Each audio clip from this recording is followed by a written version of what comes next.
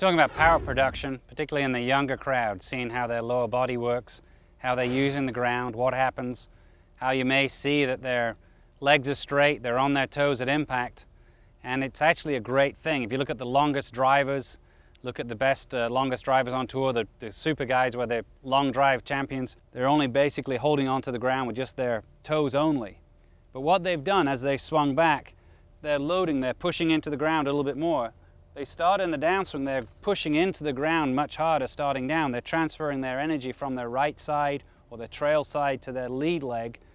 As they get closer to the golf ball, legs are straightening, hips are going higher, butt's going underneath them. And so you'll see a lot of times when you see a kid or a lady, they're trying to hit it with all their might.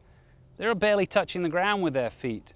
And what you also see is their arms are fully extended, so they've taken all the energy that they could get from the club head that was back here, getting it straight as possible, creating as much arc as possible, and they're pushing up out of the ground.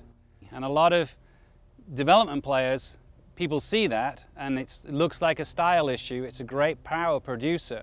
And people say, okay, keep your feet on the ground, let's not do that with the lower body. You're robbing those people of some power. We want to encourage that. As they get stronger, that won't happen as much.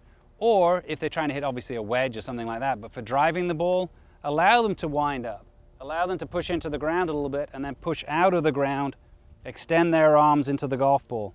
So they're really pushing down and pushing out of the ground at the same time. Great power producer, helps you hit it up in the air, helps you get some more distance, which with the driving game, that's what we need.